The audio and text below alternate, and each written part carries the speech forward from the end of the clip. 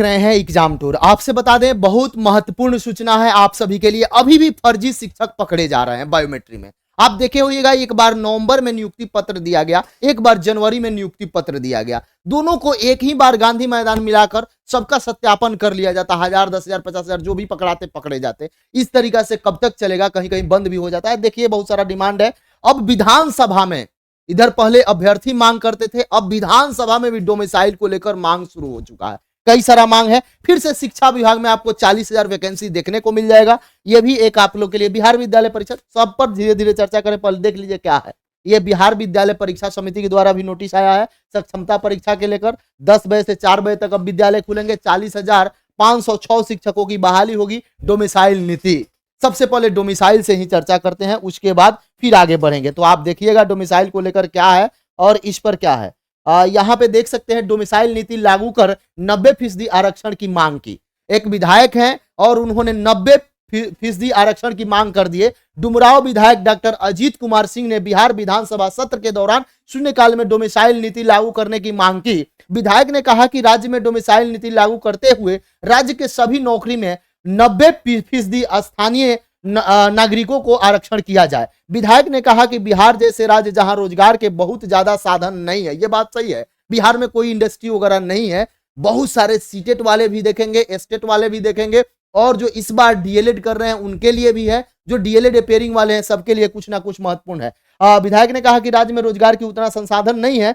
उन्होंने कहा कि बिहार नौकरी पर पहला अधिकार बिहारियों का है, इसलिए बिहारी लोगों को ध्यान में रखते हुए प्राथमिकता मिलनी चाहिए। उन्होंने कहा कि वोट दे बिहारी और नौकरी ले बाहरी, यह नहीं चलना चाहिए। दरअसल डोमिसाइल का मतलब आवासीय होता है, यानी भर्ती परीक्षा में सिर्फ राज्य के लोग ही आवेदन कर सकते हैं। लेकिन बिहार सरकार की कई नौकरी में डोमिसाइल नीति को खत्म कर रही है। वहीं सरकार ने इस फैसले का विरोध भी हुआ। अभ्यर्थी का भी आरोप है कि ऐसा करके बिहार के लाखों टीईटी, एसटीईटी उत्तीर्ण शिक्षक बेरोजगार के भावनाओं के साथ खिलवाड़ हो रहा है। सरकार ने किया। इसके एवज में डुमराव विधायक डॉक्टर अजीत कुमार सिंह ने विधानसभा में सत्र के दौरान शून्यकाल में डोमिसाइल लागू की लेकर मांग किए। चलिए, कम से कम अब आपका आवाज विधानसभा तक पहुंच गया, इस बात को समझिए। अब आगे आते हैं। नेक्स्ट देखिएगा, नेक्स्ट क्या है।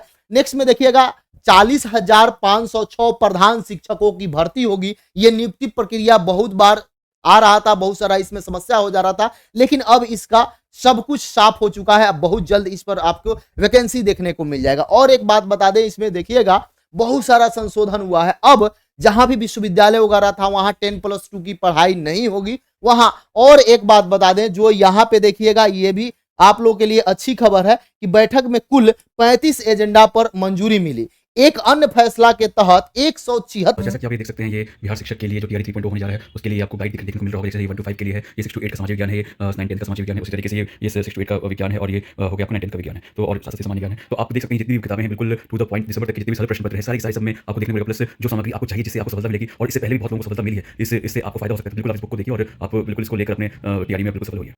ओपी यानी आउटपोस्ट का थाना बनाया जाएगा, निर्माण किया जाएगा। ये थाना में 5 पुलिसकर्मी रहेंगे, इसमें भी पुलिसकर्मी 5 रहेंगे। इसको लेकर भी बहुत अच्छी खबर है।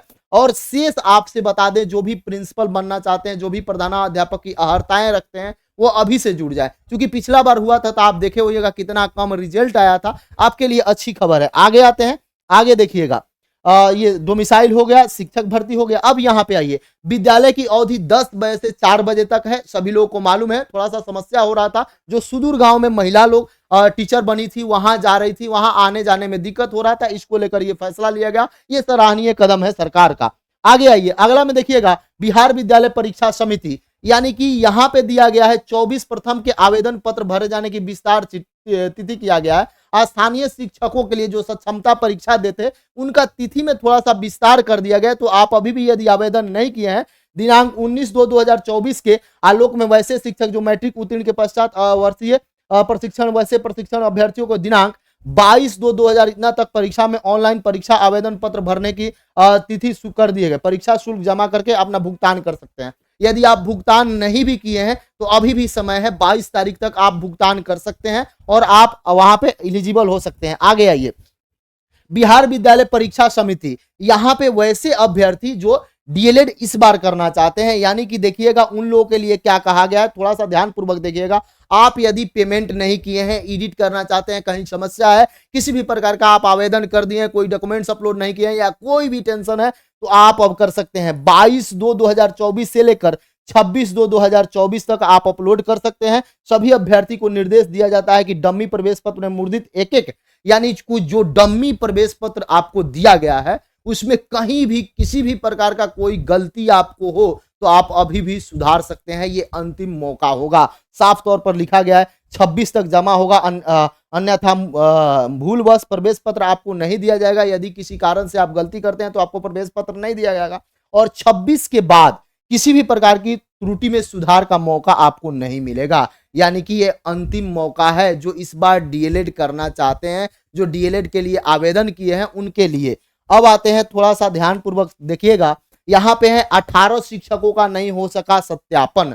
सीतामढ़ी का खबर है, देखिए यहां पे सीतामढ़ी जिला में बीपीएससी से प्रथम चरण में नियुक्त शिक्षकों का पिछले माह जिला स्तर पर हुए बायोमेट्रिक सत्यापन में 1.5 दर्जन से अधिक अंगूठा थंब इंप्रेशन का सत्यापन नहीं हो पाया था। ऐसे शिक्षकों को 3 बार मौका दिया गया। देखिए उन लोगों को 3-3 बार मौका दिया जा रहा है कि यदि आप सही हैं तो वास्तव में कोई दिक्कत नहीं है। 3 बार शिक्षकों को मौका दिया गया था। बताया गया कि काफी प्रयास के बाद ऐसे शिक्षकों का फोटो का सत्यापन में सही पाया गया। इसी के दौरान यहाँ पे देखिए बाजपट्टी के स्कूल में नियुक्त शिक्षक मोहम्मद सुल्तान सीतामढ़ी में सत्यापन प्रक्रिया में भाग नहीं ले रहे थे और बाद में मालूम चला कि वह फर्जी शिक्षक हैं। यहाँ पे देख सकते हैं बायोमेट्री में पकड़े गए शिक्षक अभी भी पकड़े जा रहे हैं। कई सारे जिला से, तो मान लीजिए जहां से पेपर नहीं आ पाता है, जहां का डाटा नहीं आ पाता है, वहां पर आदमी नहीं बता पाता है, फिर भी एक तरीका से देखिए तो आए दिन यदि बायोमेट्री होता है तो वहां पकड़े जाते हैं। अब थोड़ा सा समस्या देखिएगा,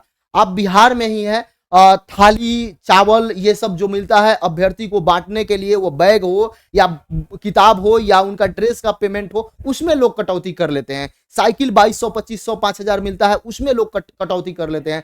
छात्रवृत्ति मिलता है, उसमें लोग कटौती कर देते हैं। विकलांग अभ्यर्थी को पैसा मिलता है, साइकिल मिलता है, उसमें लोग खा लेते हैं। तो यदि बायोमेट्रिक मिलान हो रहा है तो बायोमेट्रिक मिलान होता है तो वहां के प्रिंसिपल जाते हैं और जो शिक्षक का बायोमेट्रिक मिलान करना है वो लोग जाते हैं, और प्रधानाध्यापक जो होते हैं यानी जो प्रिंसिपल होते हैं उन्हीं को कहना रहता है कि हाँ यही जो पढ़ा रहे हैं यही है।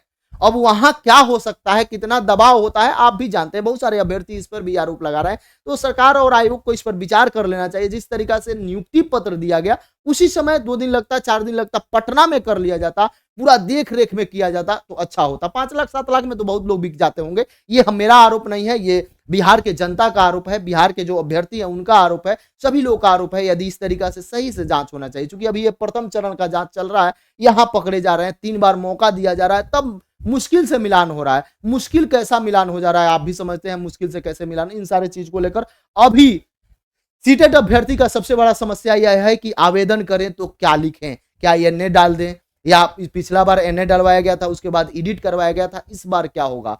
स्टेट वाले भी परेशान है कि अभी तक उनको कोई मौका नहीं मिला, बार बार जा रहे हैं, कहीं ना कहीं मिल रहे हैं, कुछ कर रहे हैं, लेकिन अभी तक कोई नोटिस नहीं आया।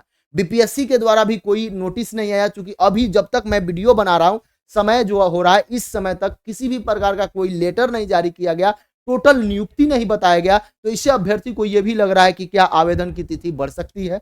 पिछला बार भी बढ़ा था, हर बार भी बढ़ा था, सर्वर की व्यवस्था वगैरह सब कुछ को देखते हुए विद्यार्थी अभी आवेदन नहीं कर पा रहे हैं। इसलिए नहीं कर पा रहे हैं, बहुत सारे लोग ये सोच रहे हैं कि मैं जो 3 जिला चॉइस करूंगा, क्या हमको उसमें से तीनों जिला में सीट होगा मेरा कैटेगरी का, मैं जिस कैटेगरी से आता हूं यदि सीट कम हो तो हमको वह जिला अलॉटमेंट नहीं होगा। इन सारे चीज को लेकर बहुत सारा समस्या है। यदि ये कोई वीडियो सक्षम अधिकारी देख रहे हैं तो मैं उनसे यही कहूंगा कि कम से कम इन सारे चीज पर संज्ञान लीजिए, कुछ ना कुछ नोटिस दीजिए, ताकि अभ्यर्थी अपने जो उनके मन में संशय चल रहा है उस संशय को दूर किया जा सके। एक बात मैं और बता दूं, अभी कल ही बने हैं, अब देखिए आज शाम तक या कब तक कुछ ना कुछ नोटिस आता है।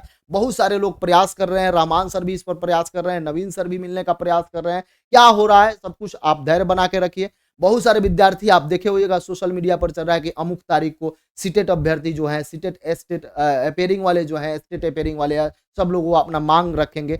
जब भी होगा स्टूडेंट के लिए एग्जाम टूर हमेशा तैयार है। और एक बात बता दें, यदि आप एग्जाम टूर पर नए हैं तो चैनल को सब्सक्राइब कर लें, लोगों में शेयर करें। जय हिंद।